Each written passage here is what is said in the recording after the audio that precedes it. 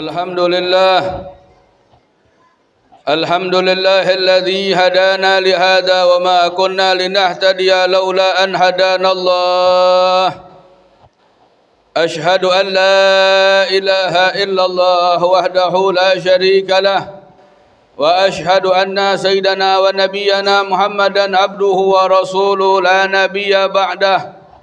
Allahumma salli wa sallim ala sayyidina Muhammadin al-fatih lima ughliq wal khatimi lima sabaq nasiril haqqi bil haqq wal hadi ila siratikal mustaqim wa ala alihi wa sahbihi haqqa qadrihi wa miqdarihil azim. Amma ba'du fa ya ibadallah usikum wa nafsi bitaqwallah faqad fazal muttaqun wa qala Allah subhanahu wa ta'ala يا أيها الذين آمنوا اتقوا الله حق تقاته ولا تموتن إلا وأنتم مسلمون وقال الله سبحانه وتعالى يا أيها الذين آمنوا لا تلهكم أموالكم ولا أولادكم عن ذكر الله ومن يفعل ذلك فأولئك هم الخاسرون وقال رسول الله صلى الله عليه وسلم ما افترض الله على خلقه أحب إليه من الصلاة ولو كان شيء أحب إليه من الصلاة لتعبد به الملائكة فمنهم راكع ومنهم ساجد وقائم وقاعد. Alhamdulillah, jemaah-jemaah yang dimuliakan oleh Allah Subhanahu wa taala, tak lepas kita panjatkan puji dan syukur kita kepada Allah Subhanahu wa taala yang telah banyak memberikan kita nikmat, baik nikmat iman, nikmat Islam, nikmat Allah jadikan kita selaku umat Nabi Muhammad, nikmat hidayah, nikmat-nikmat yang lainnya yang tidak bisa kita sebutkan satu persatu karena banyaknya nikmat Allah yang Allah berikan kepada kita. Salawat teriringkan salam kita haturkan kepada junjungan agung kita Nabi Muhammad bin Abdullah sallallahu alaihi wasallam. Mudah-mudahan dengan berkah kita selalu membaca salawat, Nabi Muhammad kenal dengan kita, dan nanti di hari kiamat kita akan bisa mendapat syafaah Nabi Muhammad sallallahu alaihi wasallam. Jemaah Jumat yang dimuliakan oleh Allah Subhanahu wa taala, di hari Jumat yang penuh dengan kemuliaan Allah Subhanahu wa taala, di bulan yang kita tahu bulannya Allah Subhanahu wa taala, bulan yang dicucurkan kasih sayangnya Allah, bulan yang dibukakan pintu pengampunan Allah, bulan yang diterima bagi hamba-hamba yang bertaubat kepada Allah Subhanahu wa taala, bulan yang kita tahu di bulan ini ada sesuatu, ada kejadian yang mana kejadian ini menunjukkan akan kemuliaan Nabi kita Muhammad sallallahu alaihi wasallam, yaitu Isra dan Mi'rajnya Nabi Muhammad sallallahu alaihi wasallam. Salawat teriringkan salam, mudah-mudahan di hari Jumat yang penuh dengan kemuliaan ini, di bulan yang penuh dengan kemuliaan Allah ini, saya berwasiat terkhusus pada diri saya dan antum sekalian agar supaya kita selalu bertakwa kepada Allah, agar supaya kita selalu mengerjakan perintah Allah, terus berusaha untuk menjauhkan diri dari segala larangan Allah Subhanahu wa taala. Karena tidak ada cara lain, tidak ada jalan lain untuk kita mendapatkan kebahagiaan, baik itu dunia, terkhusus kebahagiaan akhiratnya Allah, terkecuali dengan kita bertakwa kepada Allah Subhanahu wa taala. Jemaah Jumat yang dimuliakan oleh Allah Subhanahu wa taala, salah satu seruan Allah, perintah Allah yang Allah perintahkan kepada kita, bahkan tadi saya katakan langsung kepada Nabi Muhammad sallallahu alaihi wasallam, tanpa melalui pelantaran malaikat Jibril alaihi salam, yakni mengerjakan solat yang diwajibkan oleh Allah Subhanahu wa taala kepada kita selaku umat Nabi Muhammad sallallahu alaihi wasallam.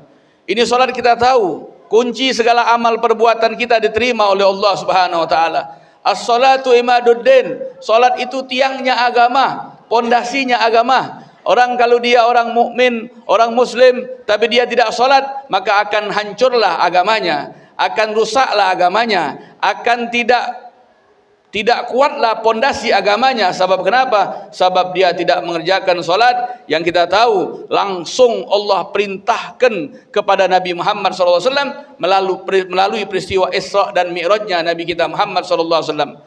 Oleh sebab itu jemaah yang dimuliakan oleh Allah Subhanahu wa taala, kita selaku umat Nabi Muhammad yang kita tahu Nabi Muhammad juga salat, Nabi Muhammad juga mengerjakan perintah Allah, bahkan Nabi Muhammad setiap ada sesuatu permasalahan, Nabi Muhammad salat, bermunajah kepada Allah, mohon kepada Allah agar urusan Nabi Muhammad diberikan jalan keluar oleh Allah Subhanahu wa taala. Apalagi kita selaku umat Nabi Muhammad, kita hamba yang dhaif, hamba yang lemah, maka jangan kita tinggalkan salat. Jangan kita abaikan salat. Bahkan salah satu penyebab seseorang itu akan meninggal dalam keadaan su'ul khatimah, naudzubillah min dzalik. Sebab kenapa? Sebab dia menyepelekan salat 5 waktu. Sebab dia meninggalkan salat 5 waktu. Sebab dia menggampangkan salat 5 waktu. Bahkan disebutkan dalam firman-Nya, Allah katakan, qala Allah Subhanahu wa taala, ya ayyuhalladzina amanu la tulhikum amwalukum wala auladukum an dzikrillah wa may yaf'al dzalika fa ulaika humul khasirun. Qala jama'atun minal mufassirin al murad bi dzikrillah ta'ala huna as-salawatul khams. Faman istaghala 'anis shalah fi waqtiha bi malih li bai'ih aw san'atih wa waladih kanat minal khasirin. Allah sebutkan dalam firman-Nya, ya ayyuhalladzina amanu, wahai orang-orang yang beriman kepada Allah. Alhamdulillah, kita dijadikan oleh Allah orang-orang yang beriman pada Allah. Ini satu kemuliaan ayyuhal ikhwan, satu kemuliaan, satu nikmah, satu pemberian yang sangat besar sekali yang Allah berikan kepada kita. Kita dijadikan oleh Allah orang-orang yang beriman kepada Allah Subhanahu wa taala.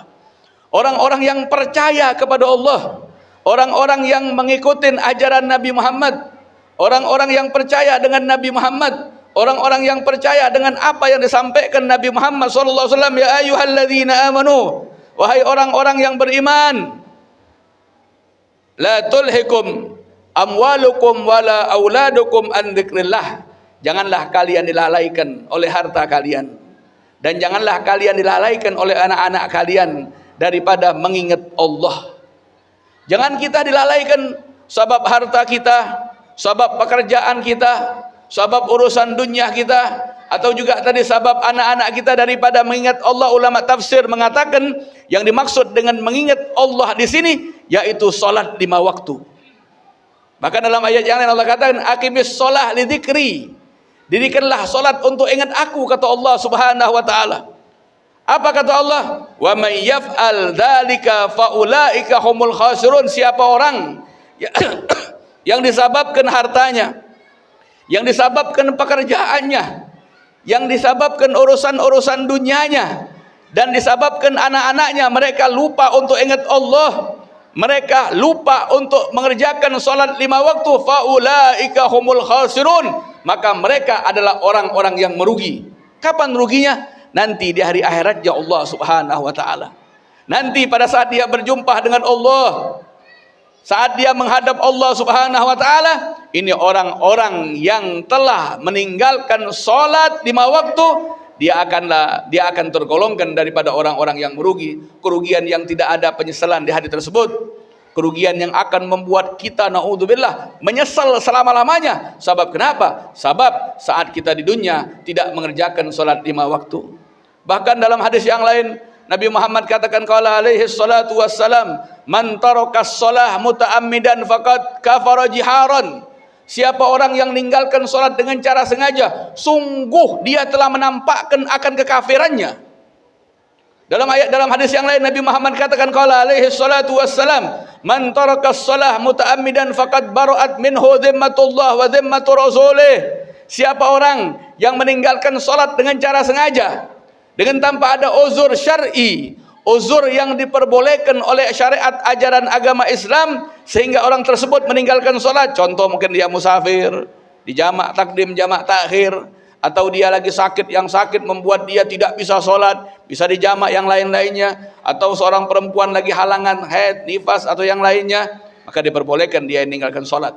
Tapi bila tanpa uzur syar'i, uzur yang diperbolehkan oleh syar'i, oleh syariat ajaran Islam, maka ini orang meninggalkan salat. Apa kata Muhammad? Man tarakas shalah muta'ammidan faqad bara'at zimmatullah wa zimmatu rasulih. Siapa orang yang meninggalkan salat dengan cara sengaja, sungguh ini orang terlepas daripada perlindungan Allah, perlindungan Nabi Muhammad. Allah tidak mau melindungi orang yang meninggalkan salat dengan cara sengaja. Nabi Muhammad tidak mau memberikan pertolongan, perlindungan kepada orang yang meninggalkan salat dengan cara sengaja. Naudzubillah min dzalik.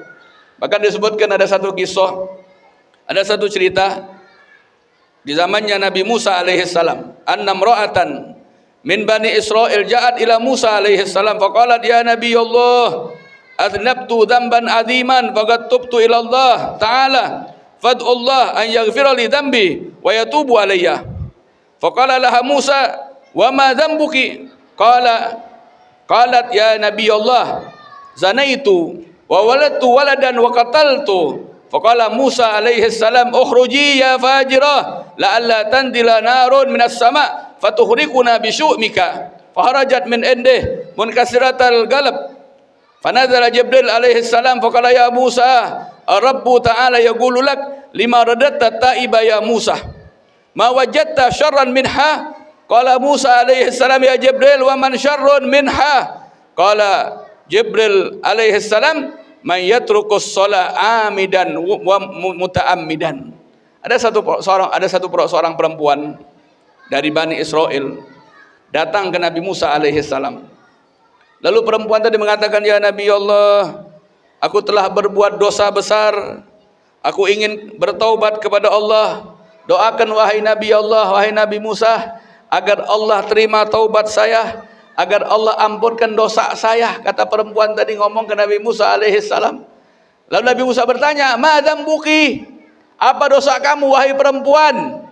Kata perempuan tadi menjawab, wahai Nabinya Allah, aku telah berbuat zina, aku telah melahirkan anak zina, dan aku telah bunuh anak zinaku tersebut. Apakah aku masih bisa bertobat kepada Allah? Ini Nabi Musa alaihi salam ketika mendengar perbuatan dosa yang dilakukan oleh perempuan tersebut, Nabi Musa katakan, pergi engkau dari negeri kami ini, jangan sampai apinya Allah turun dari langit mengenai kami semua sebab dosa yang kamu lakukan wahai perempuan. Ini perempuan berpaling atau meninggalkan rumah Nabi Musa alaihi salam dalam keadaan hati yang hancur, hati yang kecewa. Kenapa? Taubatnya tidak diterima, dosanya tidak diampunkan, diusir oleh Nabi Allah, diusir oleh Nabi Musa alaihi salam. Akhirnya turun Jibril alaihi salam menemui Musa alaihi salam. Ya Musa, Allah berkata pada kamu, kenapa kau tolak, kenapa kau usir seorang perempuan yang mau bertaubat kepada Allah? Apakah kau tidak tahu ada orang yang dosanya lebih besar daripada dosa perempuan tersebut? Ada orang yang lebih jahat daripada perempuan tersebut. Ada orang yang lebih besar dosanya dari perempuan tersebut. Ditanya, siapa wahai Jibril? Siapa orang yang dosanya lebih besar dari perempuan tersebut? Kata Jibril alaihissalam, mayatrukus shalah amidam muta'ammidan, orang yang meninggalkan salat dengan cara sengaja.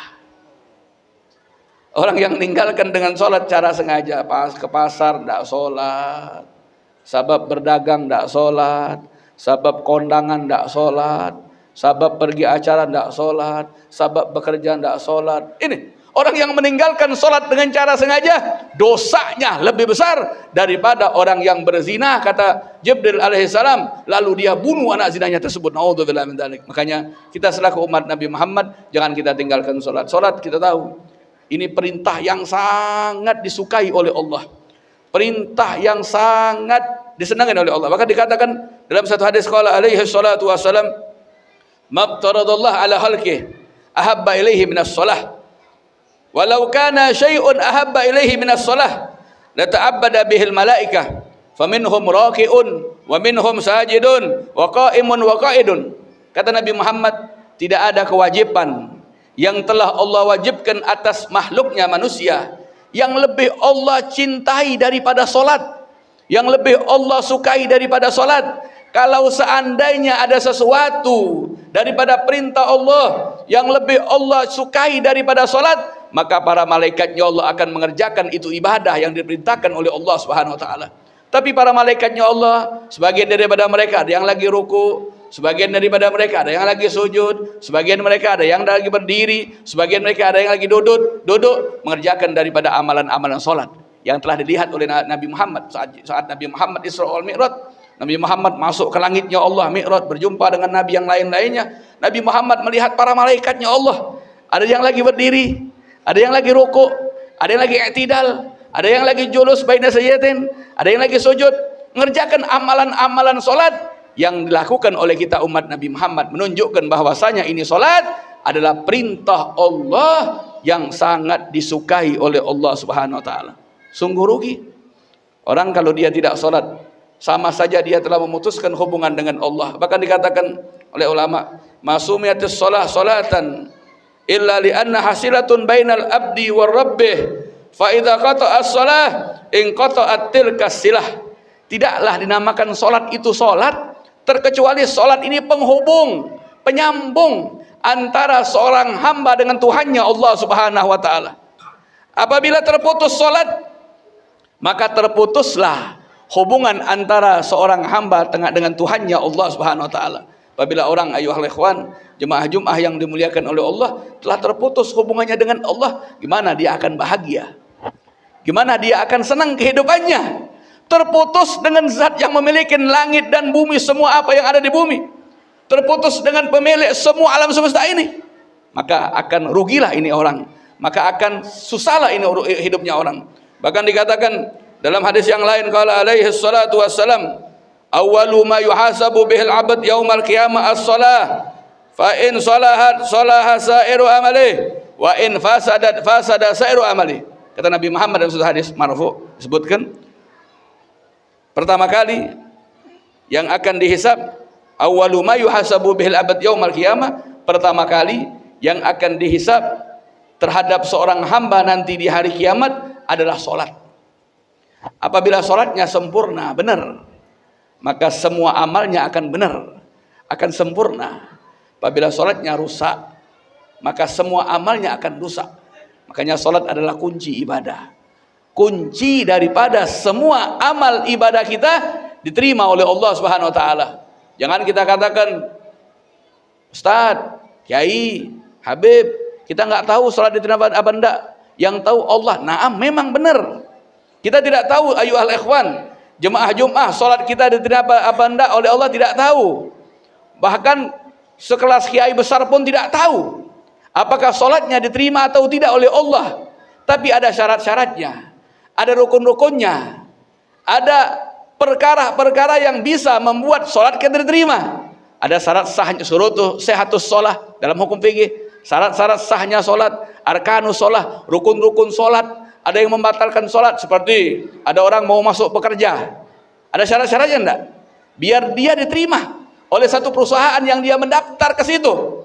Apabila dia tidak memenuhi syarat daripada yang disyaratkan oleh perusahaan tersebut, maka itu orang tidak akan diterima untuk bekerja di perusahaan tersebut. Begitu juga sholat. Maka daripada itu, jangan kita hanya sekedar sholat, jangan kita hanya sekedar mengerjakan perintah Allah, tapi gimana caranya agar supaya sholat kita tersebut memenuhi daripada syarat-syarat sahnya sholat, rukun-rukun sholatnya, agar supaya sholat kita memang benar-benar mencegah kita daripada perbuatan keji dan munkar. Inna sholata tanha anil fahsya'i wal munkar. Sesungguhnya sholat mencegah daripada perbuatan keji dan munkar. Kenapa banyak orang sholat masih berbuat keji dan munkar? Kenapa orang sholat masih banyak berbuat dosa? Kenapa orang sholat masih banyak melakukan hal-hal yang dilarang oleh Allah? Sholatnya tidak sesuai dengan tuntunan ajaran yang diajarkan oleh Nabi Muhammad. Kata Nabi Muhammad, "Shollu kama ra'aitumuni usolli."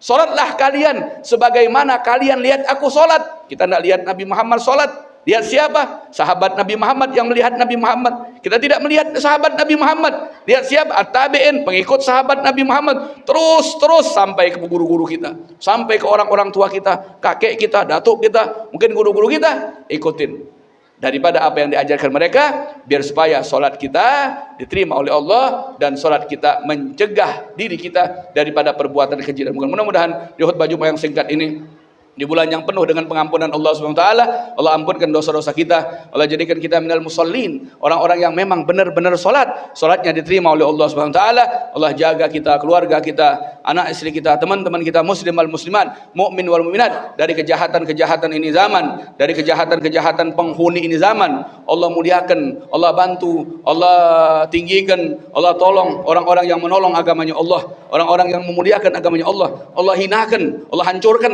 Allah musnahkan, Allah binasakan orang-orang yang menghinakan agamanya Allah, orang-orang yang mau menghancurkan agamanya Allah, orang-orang yang mau menghinakan ajaran agama yang diajarkan oleh Nabi Muhammad sallallahu alaihi wasallam. Inna ahsanal kalam kalamullah malikul alam, wallahu subhanahu wa ta'ala yaqul wa biqaulihi yahtadil muhtadun, fa idza quri'al qur'an fastami'u lahu wa ansitu la'allakum turhamun, wa qala wa idza qara'tal qur'an fasta'id billahi minasyaitonir rajim.